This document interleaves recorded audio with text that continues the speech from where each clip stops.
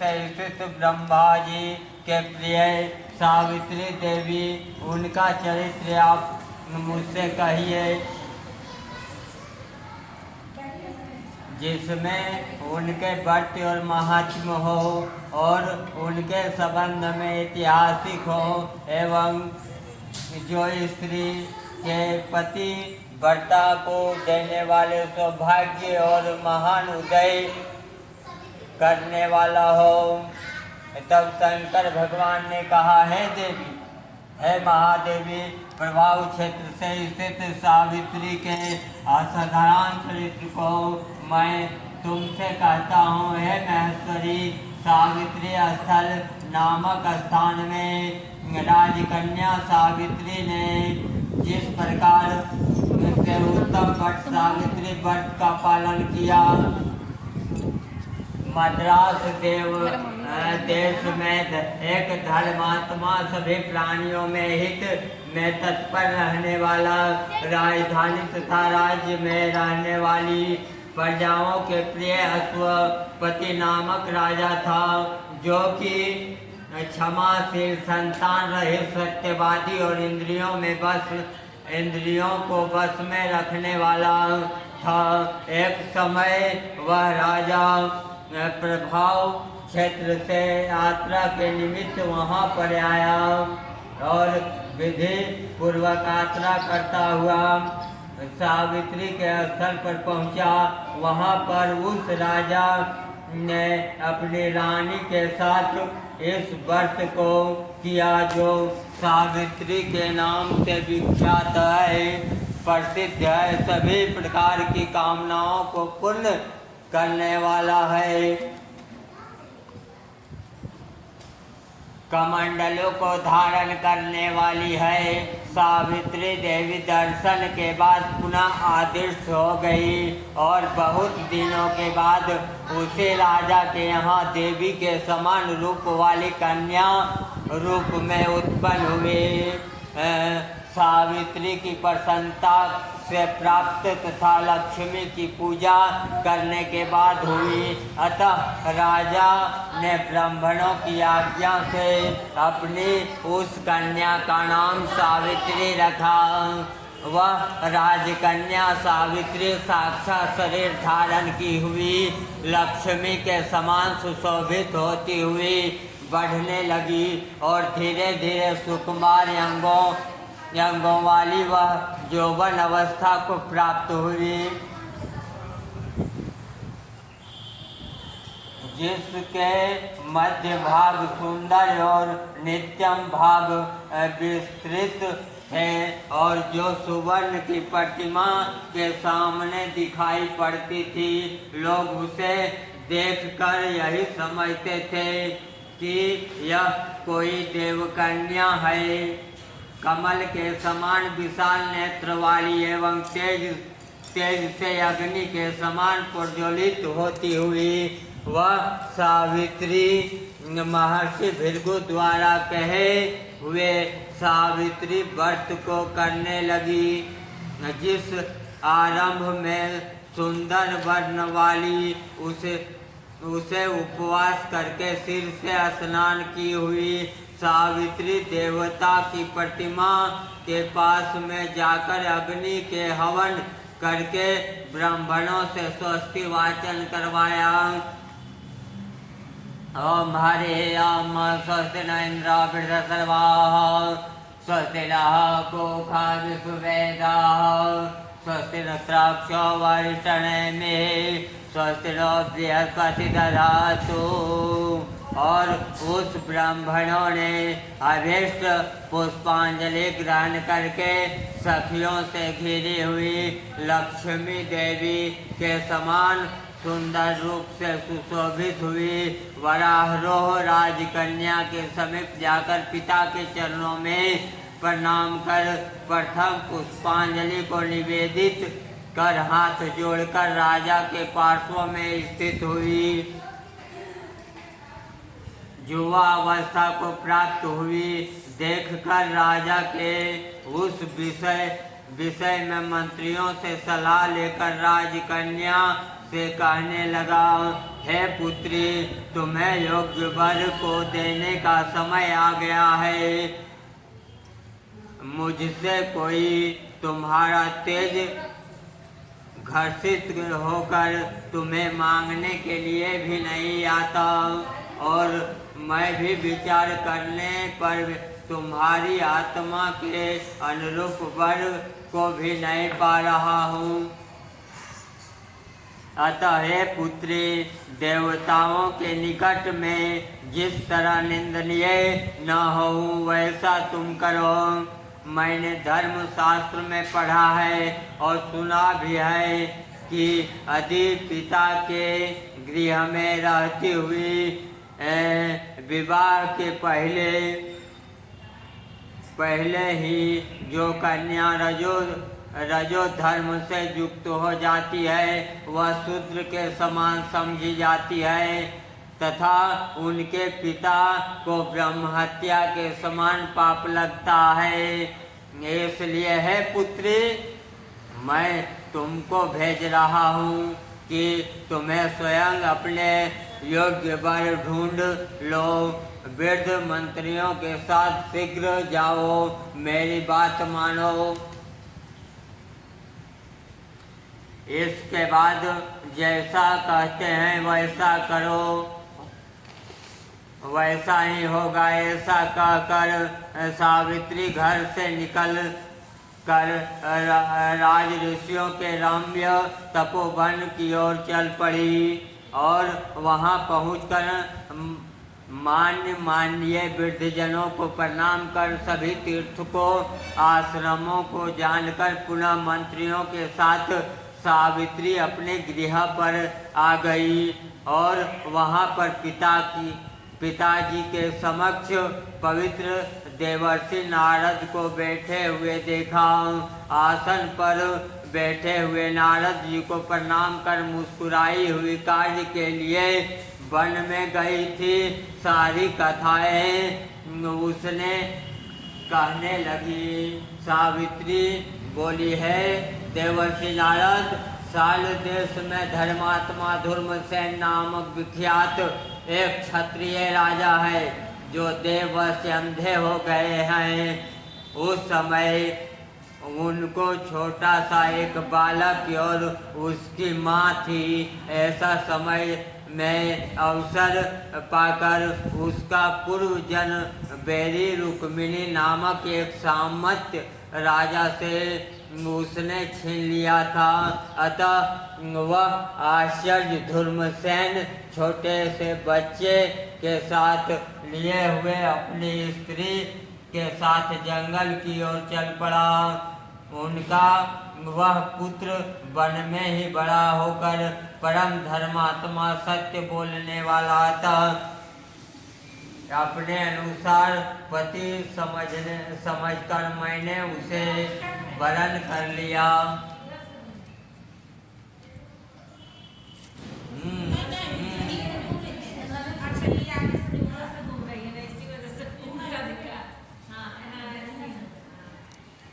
यह सुनकर नारद जी ने कहा, हे राजन, सावित्री ने ही बड़ा कष्ट कार्य कर डाला। बाल वृद्ध होने के कारण इसने केवल गुणवान समझकर सत्यवान को वरण कर लिया। उनका पिता सत्य बोलता है, माता सत्य बोलती है, स्वयं सत्य बोलता है। इससे उसका नाम मुनियों ने सत्यवान रखा। उसको नित्य अश्व घोड़े प्रिय हैं और वह मिट्टी के घोड़े बनाया करते हैं तथा चित्र में घोड़े को लिखा रहता है। उससे चित्रोत्सव भी कहते हैं। सत्यवान दान और गुण में रति शिष्य के समान है। ब्राह्मणों को रक्षा करने वाला और सत्यवादी तथा निषेध शिविर के समान है। ययाति के समान उदार हैं, चंद्रमा के समान देखने में प्रिय है, लगने वाला रूपों में दूसरे अश्वनी कुमार के समान है, धर्मसेन के समान बलवान है, किंतु उसमें केवल यही एक दोष है, दूसरा कोई नहीं। सत्यवान आज से ही ठीक 1 वर्ष पर आयु छिन्न हो जाने से देह को त्याग देगा। इस पर नारद जी ने की बात सुनकर राजकन्या सावित्री ने राजा से कहा, राजा लोग भी किसी से एक बार ही कहते हैं, ब्राह्मण ही एक बार ही कहते हैं, एक बार ही कन्या दी जाती है। ये तीनों काम एक बार होता है, बारंबार नहीं। दीर्घायु अथवा अल्पायु, गुणवान अथवा निर्गुण को एक बार वरण कर लिया, अब दूसरा बार को वरण नहीं करूँगा। पहले मन से निश्चय करके बाद में उसे वाणी द्वारा प्रकट किया जाता है, पुनः उसके बाद कर्म द्वारा किया जाता है। इसमें प्रत्येक कार्य में मन को प्रणाम माना जाता है, अर्थात मन को विरुद्ध कार्य नहीं किया जाता है। नारद ने कहा, है राजन, यदि आपको भी इष्ट हो तो अपनी पुत्री सावित्री को कन्यादान निर्विघ्नता पूर्वक शीघ्र कर डालिए। ऐसा कहकर नारद जी आकाश मार्ग से स्वर्गलोक चले गए। उसके बाद राजा भी शुभ मुहूर्त जान के वेद पारंगामी ब्राह्मणों द्वारा पुत्री को सावित्री को विवाह संबंधी सभी कार्य को संपन्न किया और तदंगी सावित्री को मनोवांछित उस सत्यवान पति को पाकर ऐसा प्रसन्न हुआ जैसे कोई पुरुष स्वर्ग को पाकर प्रसन्न होता है। पुनः शिव जी कहते हैं, पार्वती, इस प्रकार अश्व आश्रम में उस समय रहते हुए सावित्री सत्यवान को कुछ समय व्यतीत हुए। उस समय केवल एक भार्या सावित्री ही ऐसी थी जिसके चित्त में रात दिन नारद की कही हुई बात उसकी याद बनी रहती। उसके बाद बहुत दिन बीत जाने पर मरण काल की समय आ गई जिसमें सत्यवान को मरना था। अतः सावित्री नारद की कही हुई मरण की तिथि हृदय में गिनती हुई ज्येष्ठ मास की शुक्ल पक्ष द्वादशी तिथि से सायंकाल में आज चौथे दिन मेरे पति को मरना तय हो गया। चाहिए सोचते 3 रात्रि निद्रा व्रत रखते हुए आदर्श से रात दिन आश्रम में स्थित हुई रहने लगी। इसके बाद 3 रात्रि बीत जाने के बाद प्रातः काल मरण तिथि दिन स्थान कर देवताओं को तर्पण कर सास ससुर को पूजा बंदन कर इसके बाद जब कुल्हाड़ी लेकर सत्यवान जंगल की ओर चले जाते हुए अपने पति के पीछे सावित्री चली।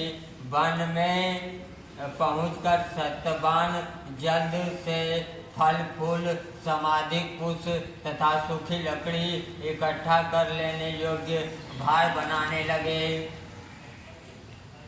लकड़ियों को काटते उसके सिर में पीड़ा होने लगी जिससे उस कार्य को छोड़कर वट वृक्ष के एक शाखा को सहारा लेकर सावित्री से कहने लगा कि हे सुंदरी, सिर में वेदना मुझे बहुत दे रही है, अतः मैं तुम्हारी गोद में क्षण भर के लिए सोना चाहता हूँ। सावित्री ने दुखित होकर, हे महाबाहो, आप विश्राम करें, पीछे हम शर्म को दूर करने वाले आश्रम को चलें। जैसे ही पृथ्वी पर बैठी हुई सावित्री सत्यवान को सिर अपनी गोद में रखा, वैसे ही उसने कृष्णामृत पिंड वस्त्र, कटाक्षधारी पीत वस्त्र पहना हुआ साक्षात सूर्य के समान उदित एक पुरुष को देखा। उसे देखकर सावित्री प्रणाम कर मधुर वचन उससे कहने लगी, आप देवताओं अथवा दैत्यों में से कौन हैं जो मुझे धर्मच्युत करने के लिए आए हैं? मुझे आप धर्म से च्युत करने के लिए कोई समर्थ नहीं है, क्योंकि पुरुष श्रेष्ठ मुझे दहकती आग में के लपेट में के समान समझिए। यमराज ने कहा, मैं प्राणियों के लिए भयंकर और कर्मानुसार उसका उचित दंड देने वाला यम हूँ। सो है पतिव्रता सावित्री, समीप में पड़े हुए तुम्हारे इस पति का आयु समाप्त हो गई है। इसे यमदूत पकड़कर नहीं ले सकते हैं, इसलिए मैं स्वयं आया हूँ। ऐसा कहकर फांस के लिए यमराज